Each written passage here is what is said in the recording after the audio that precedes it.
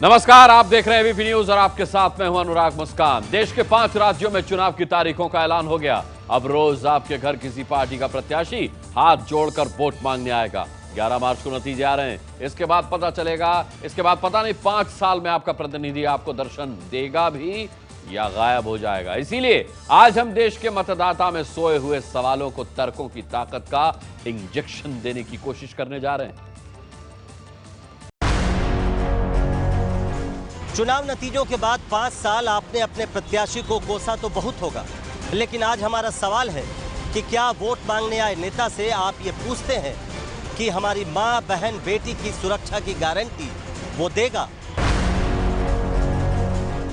10 रुपए का अगर आप बल्ब भी खरीदते हैं तो दुकानदार से पूछते हैं कि 2-3 साल ये बल्ब चलेगा ना? तो क्या आप जिसे 5 साल के लिए विधायक चुनने वाले हैं उससे कभी पूछते हैं कि क्या मेरे बेटे की नौकरी लगेगी?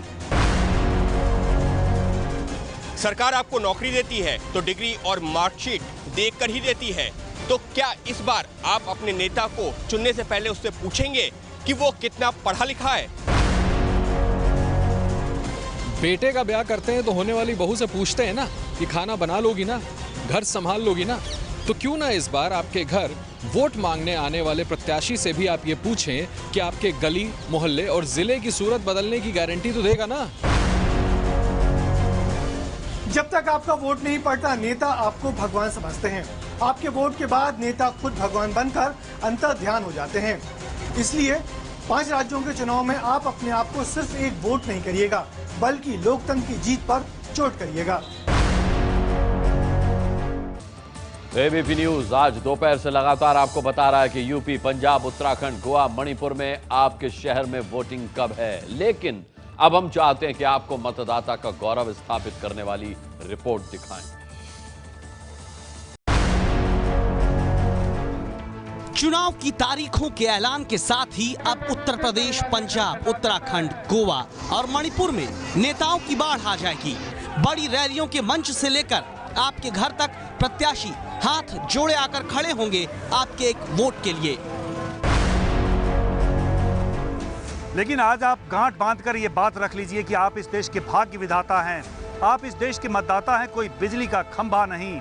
हमें इन शब्दों का इस्तेमाल जानबूझकर इसलिए करना पड़ रहा है क्योंकि इलेक्शन चाहे म्युनिसिपैलिटी का हो या फिर देश का सबसे बड़ा चुनाव लोकसभा का, हर इलेक्शन में आपके वोट को सिर्फ विकास का झुंझुना बजाकर या फिर जाति और धर्म के जाल में फंसाकर नेता चुनाव जीत जाते हैं। जिस बात को हम कह रहे हैं उसे अब आंकड़ों के चश्मे से देखकर गौर से समझिए। अगर उत्तर प्रदेश की जनता ने वोट देने से पहले ये देखा होता कि उनका प्रत्याशी कहीं गुंडा, बाहुबली, दागी तो नहीं, तो 2012 के चुनाव में उत्तर प्रदेश में आधे विधायक ऐसे ना पहुंचते जिन पर हत्या का प्रयास, दंगा फैलाने, लूट, डकैती, अपहरण के मामले चल रहे हों। 2012 में उत्तर प्रदेश की विधानसभा में चुने गए 403 में से 189 विधायकों पर संगीन केस चल रहे थे।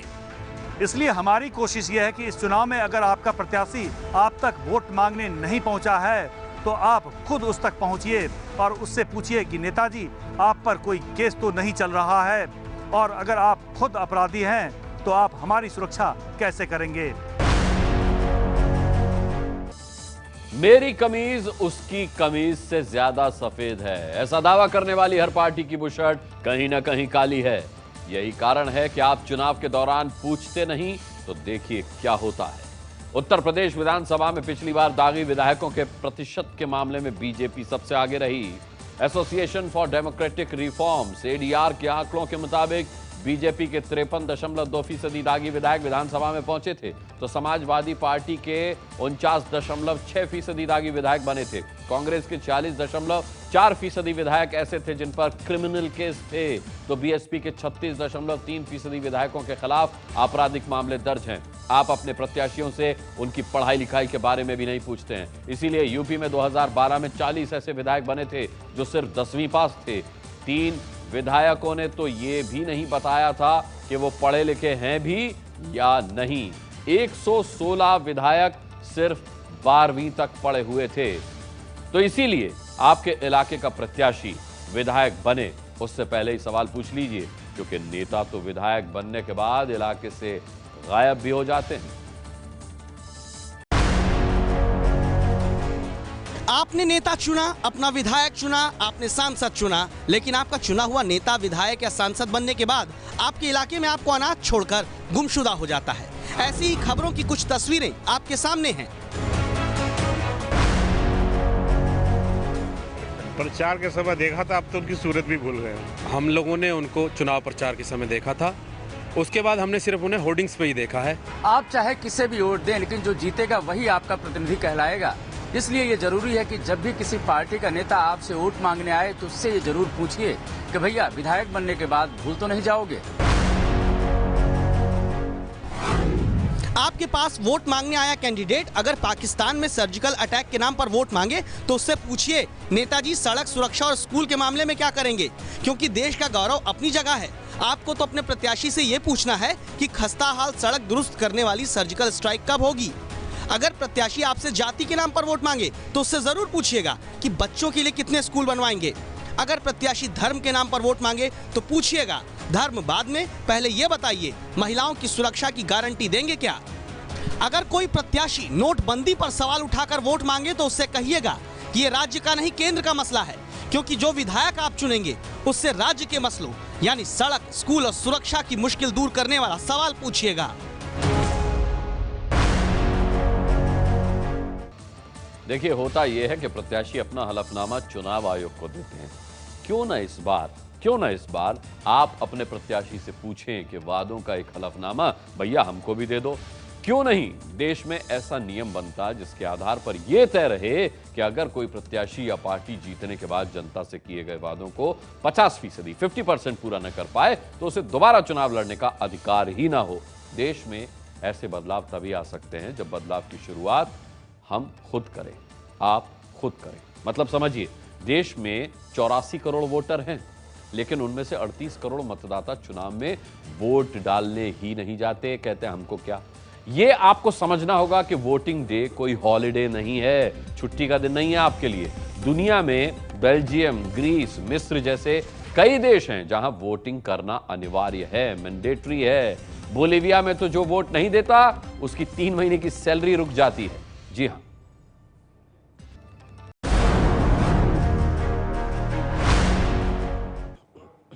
अब बात करते हैं हमारी चुनावी प्रक्रिया की एक और कमजोरी की, जिसकी बात अब खुद प्रधानमंत्री नरेंद्र मोदी कर रहे हैं। यह मुद्दा है हर साल होने वाले चुनाव का। प्रधानमंत्री चाहते हैं कि देश में एक साथ लोकसभा और विधानसभा के चुनाव हों। उनकी दलील यह है कि अगर ऐसा हुआ तो इससे न सिर्फ सियासी गंदगी मिटेगी बल्कि देश को भी बहुत फायदा होगा। लेकिन प्रधानमंत्री की तरह देश के बाकी दल इसे लागू करने के लिए तैयार नहीं दिख रहे। सवाल यह भी है कि अगर ये देश के लिए फायदेमंद है तो फिर इसका विरोध क्यों? राष्ट्रपति देश में एक साथ चुनाव के हिमायती हैं। All participants of political spectrum are to think that how to address this problem and we can avoid this frequent election and ensure administrative and political stability. प्रधानमंत्री एक देश एक चुनाव के समर्थक हैं। सामान्य नागरिक से लेकर के राष्ट्रपति जी तक सभी ने लोकसभा विधानसभा का चुनाव साथ साथ कराए जाने के बारे में कभी न कभी कहा है। लेकिन फिर भी देश में कहीं न कहीं कभी न कभी चुनाव होता रहता है। साल कोई भी हो, हमारे देश की तस्वीर नहीं बदलती। साल 2014 में महाराष्ट्र, हरियाणा और झारखंड में चुनाव हुआ। साल 2015 में दिल्ली और बिहार में चुनाव हुए। साल 2016 में असम, पश्चिम बंगाल, केरल और तमिलनाडु में लोकतंत्र का जश्न मनाया गया। अलग अलग चुनाव की यह प्रक्रिया सरकारी कामकाज के लिए किसी बड़ी बाधा से कम नहीं है। केंद्र में किसी भी पार्टी की सरकार हो, उसकी चिंता जनता से किए वादों को पूरा करने से ज्यादा आने वाले चुनावों पर रहती है।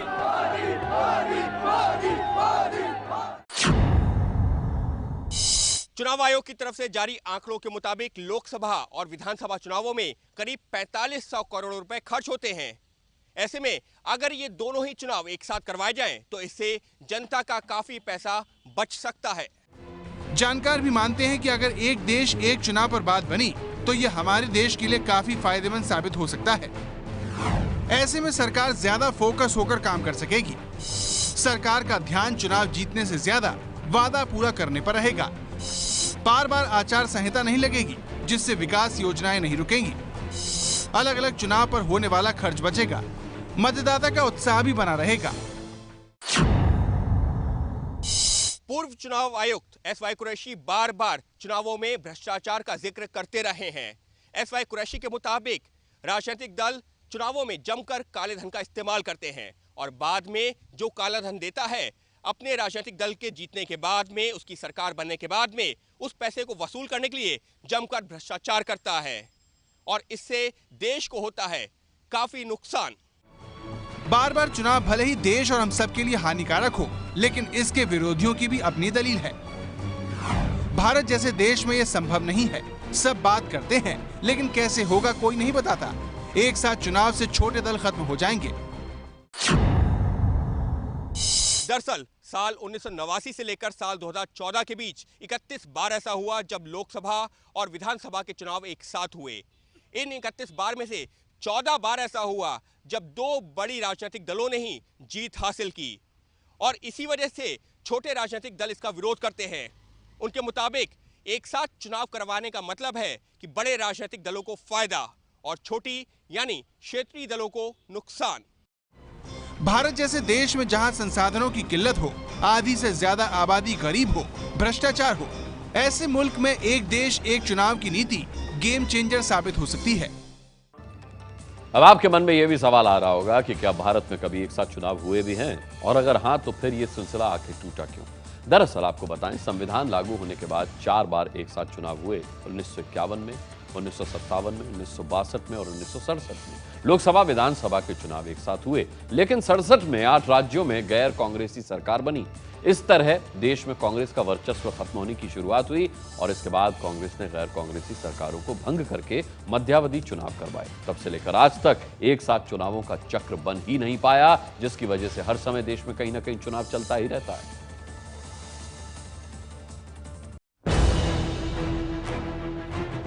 चुनावों में धन बल और बाहुबल का इस्तेमाल भारतीय राजनीति का कड़वा सच है। चुनाव देश के किसी भी हिस्से में हो, हमारे लोकतंत्र में नोट तंत्र का खेल जमकर होता है।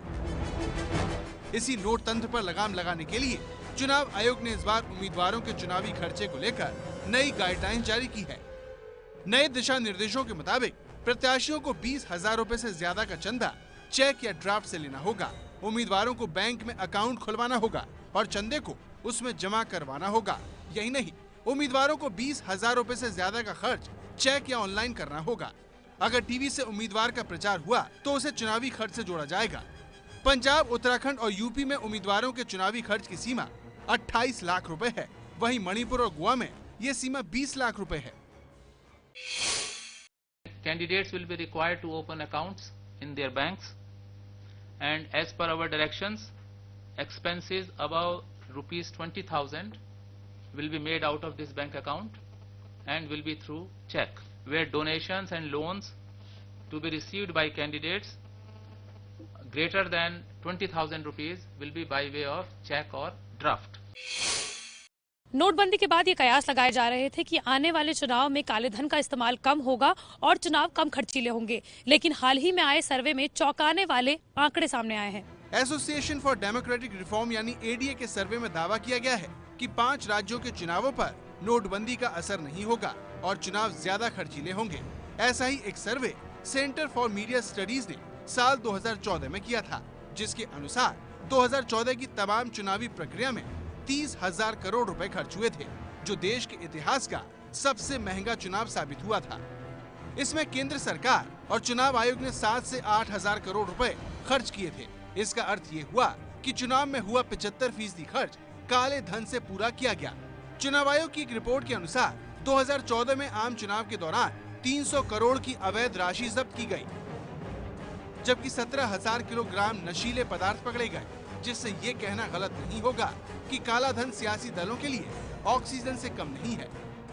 इस बार चुनाव में पहली बार क्या होने जा रहा है नया, बताएंगे ब्रेक के बाद।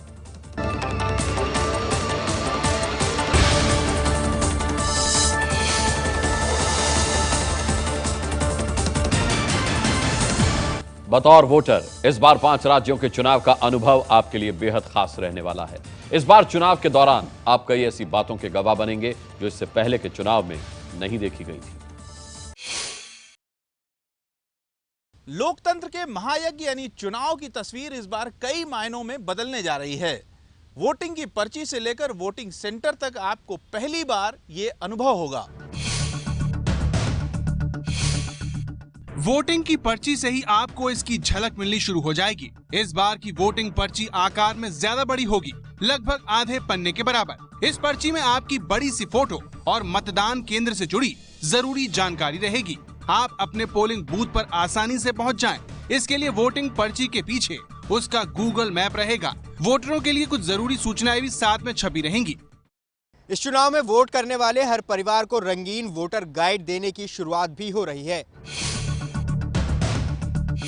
इस रंगीन वोटर गाइड में चुनाव से जुड़ी सारी जानकारियां होंगी। मसलन उम्मीदवारों के नाम क्या हैं, उनके चुनाव चिन्ह क्या हैं, वोट देते वक्त आप कौन कौन से पहचान पत्र ले जा सकते हैं, वोटिंग के दौरान आपको किन चीजों का ख्याल रखना है, किन चीजों से बचना है। इस बार चुनाव में पहली बार ऑनलाइन वोटिंग की सुविधा भी शुरू हो रही है। हालांकि ये सुविधा सेना और अर्धसैनिक बलों में तैनात अफसरों कर्मचारियों के लिए होगी। वो ई वोटिंग के जरिए ऑनलाइन अपने वोट के अधिकार का इस्तेमाल कर सकेंगे। इस बार वोटिंग का अनुभव दिव्यांगों के लिए खास रहने वाला है। दिव्यांगों के लिए पहली बार चुनाव में मतदान केंद्र पर रैंप बनाए जाएंगे ताकि वहां आकर वोट करने में उन्हें आसानी हो। मतदान केंद्र पर उनके लिए व्हील चेयर भी रहेगी। आंखों में लाचार मतदाताओं को ब्रेल लिपि में छपी वोटिंग पर्ची मिलेगी। महिला सशक्तिकरण की छवि भी इस बार के चुनाव में करीब से देखने को मिलेगी। इसका एहसास आपको ऑल महिला पोलिंग बूथ को देखकर होगा, जहां एक भी पुरुष कर्मचारियों की तैनाती नहीं होगी। वहां की सारी जिम्मेदारी महिलाएं संभालती नजर आएंगी। कुछ इलाकों में महिलाओं के लिए अलग से पोलिंग बूथ बनेगा, जहां सिर्फ महिलाएं ही वोट करेंगी। अक्सर चुनाव में उम्मीदवारों के मिलते जुलते नाम से भी वोटर चकमा खा जाते हैं। खासकर अनपढ़ मतदाताओं को इससे ज्यादा दिक्कत होती है। लेकिन इस बार चुनाव में पहली बार ये दिक्कत नहीं होगी, क्योंकि इस बार ईवीएम यानी इलेक्ट्रॉनिक वोटिंग मशीनों पर उम्मीदवारों का फोटो भी लगा रहेगा। अगर आप गोवा के वोटर हैं तो इस बार वोट करने का अनुभव खास रहने वाला है। दरअसल गोवा के वोटर इस बार मतदान के बाद चेक कर सकते हैं कि उनका वोट सही उम्मीदवार को गया है कि नहीं। इसके लिए ईवीएम मशीन से लगे प्रिंटर से पर्ची भी दी जाएगी। इसे वीवीपीएटी यानी वोटर वेरीफाइड पेपर ट्रायल नाम दिया गया है। इस बार के चुनाव में खासतौर से यूपी में वोटिंग की गड़बड़ी, दबंगई से लेकर जनता की हर शिकायत पर मोबाइल ऐप से नजर रखने की तैयारी है। इसके लिए जल्द ही यूपी में समाधान नाम से मोबाइल ऐप लॉन्च किया जाएगा। इस मोबाइल ऐप के जरिए वोटर अपनी शिकायत सीधे डीएम और कलेक्टर तक पहुंचा सकेंगे। इन शिकायतों का निपटारा उन्हें 2 घंटे के अंदर करना होगा। ये तो वो था जो आपके लिए पहली बार इस चुनाव में होगा। उम्मीदवारों के लिए क्या नया होगा, बताएंगे एक ब्रेक के बाद। वोटर ही नहीं, उम्मीदवारों के लिए भी इस बार चुनाव में काफी कुछ नया है। क्या है देखिए। चुनाव आयोग के गाइडलाइंस के मुताबिक चुनाव में खर्च के लिए प्रत्याशियों को अलग से बैंक अकाउंट खुलवाना पड़ेगा। 20,000 रुपए से ज्यादा के चुनावी खर्च का भुगतान उम्मीदवारों को चेक या डिमांड ड्राफ्ट से ही करना होगा। यूपी, पंजाब और उत्तराखंड में इस बार चुनाव लड़ने जा रहे उम्मीदवार 28 लाख रुपए तक ही खर्च कर पाएंगे। वहीं गोवा और मणिपुर में चुनाव लड़ने वाले उम्मीदवारों के लिए चुनावी खर्च की सीमा सिर्फ 20 लाख रुपए तय की गई है।